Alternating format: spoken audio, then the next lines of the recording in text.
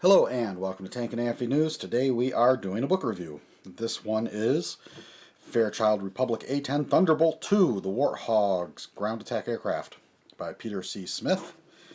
This one is published by Airworld and was provided by the fine folks at Casemate Books for me to review. Now you might be wondering, why am I reviewing a book about an airplane? Because this is Tank and AFV News. I don't do aircraft book reviews usually, but this one was available to look at, and it looked like a really nice book. And if there's any airplane that is associated with tanks and armored vehicles, this one most certainly is. This is probably the closest thing they've come to making a flying tank. So I figured since I do cover anti-tank systems, might as well take a look at the A-10. What the heck? Be kind of fun. So first off, to point out, this is a very substantial book, 500 pages or more. Well, not quite. 428. So still a pretty substantial book.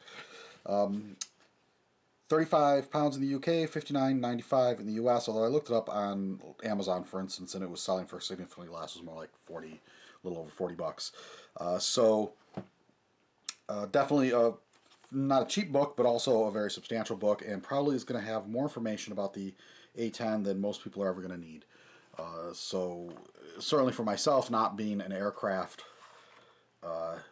fanatic, this is going to be more than enough information that I'll need on this aircraft. And yeah, it is primarily text, although there are pretty much illustrations or photos on almost every page, as you can see, but still it is a lot of information. So this is not a there's not a whole lot of visual fluff here. It's pretty dense in terms of the information content. And here's the content, so sort of go through the chapter titles just to give you an idea of what to expect. Normally these reviews, I sort of flip through the book page by page. This one's so long, I'm not going to do that. But it really covers all aspects of the plane for the most part. So it starts off with a discussion on the whole topic of just close air support and ground support aircraft, and how that's played out traditionally, going all the way back to World War One, particularly looking at World War II, and then also how that played out between the different branches of service. So because the A-10's an aircraft that's sort of always existed in a sort of odd space, in that the Air Force was never really in love with this plane, as their focus tended to be on air superiority fighters or strategic bombers. But at the same time, they didn't want to give up the close air support mission to the Army, because they didn't want the Army operating fixed-wing aircraft, because that was their territory. So there was these sort of, I would say, political or organizational issues and debates that affected the close air support mission and how it was carried out. So that gets covered in, for example, like the politics chapter in 5 and the competition. So after that, it gets into just the development. Let's see, we'll flip forward here a little bit so we can see some of the pictures.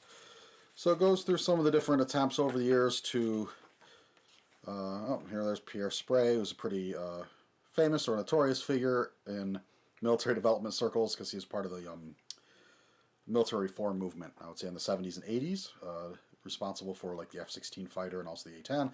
He's got some views on tanks that I think are a bit less valid than his views on airplanes, but that's a whole other discussion we can get into some other time. Anyhow, so it gets into the development between, so there were two prototypes. And so there's the A-9 by Northrop, which was the loser, which is a slightly more conventional aircraft and design. And based on what I read in here, both planes did quite well. And the A-9 probably would have been a fine plane if it had entered service. It was just that the A-10 was a little better. So it was sort of interesting reading that stuff. Of course, it gets here into the politics. Aircraft, even more so than armored vehicles, aircraft are very expensive, big-ticket items, and so there's a lot of considerations when it comes to aircraft development and developmental programs where politics comes into play. So, you know, where the plane is built can have a serious effect as far as the political support that it has. And of course, a lot of people's careers and personal success is dependent on the success or not of these programs. So decisions are not always made based on military need. We'll just leave it at that. So this part of the book here gets into just describing the A-10, the airplane. Some of these line drawings that are in the book, the quality leaves a little to be desired. Like they're sort of almost pixelated. Like the photos all look great, but not all of these line drawings. Some of them I was a little surprised at the lack of crispness to them. So here we see chapter 29, or chapter 9, I mean, looks at the engines. The next chapter looks, of course, this whole chapter on just the famous, the 7-barrel 30mm cannon on the plane, the tank killer. And it's one of the most famous aspects of the plane, of course, and is a rather impressive piece of ordnance, for sure.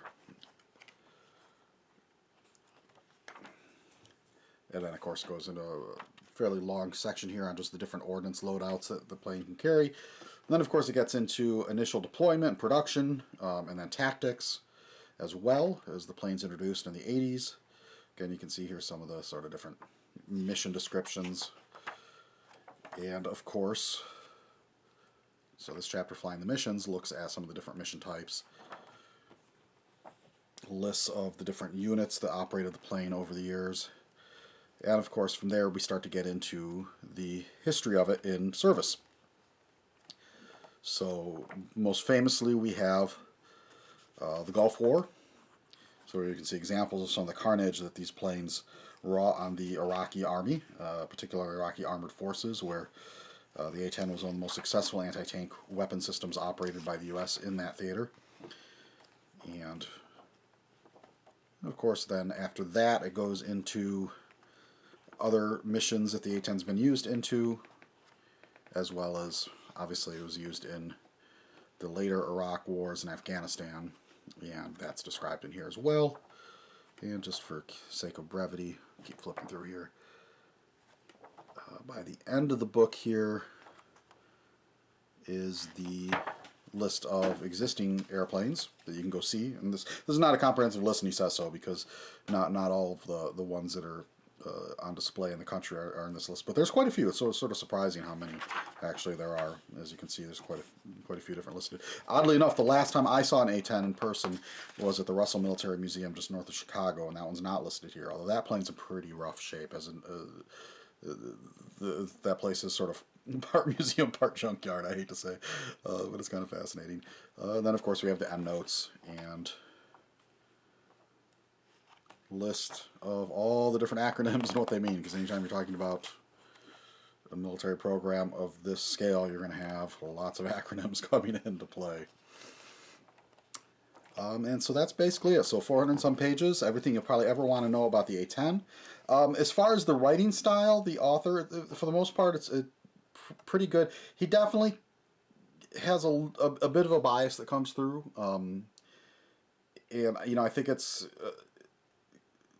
people that are fans of this aircraft, because this is an aircraft that has had a lot of obstacles sort of in its way, you know, just even to the point of, you know, getting adopted, and then, you know, people have tried to kill it over the years for either political reasons or doctrinal reasons, and yet the plane's always proved itself to be extremely useful and valuable in the theater of operations. And that attitude kind of comes through in the writing a little bit, so it's sometimes he's not quite as kind of analytical as I would like, but that's not a big issue. So anyhow, so that is A-10 Thunderbolt 2. So for me, it's sort of a fun opportunity to dive into a book about something with wings rather than something with tracks. So like I said, if you are interested in getting one of these, like I said, it's in the U.S. $59.95, but quite a bit cheaper. You can find it online on some of the book-selling websites. Again, thanks to the fine folks at Casemate for providing this copy. And yeah, we'll catch you on the next one.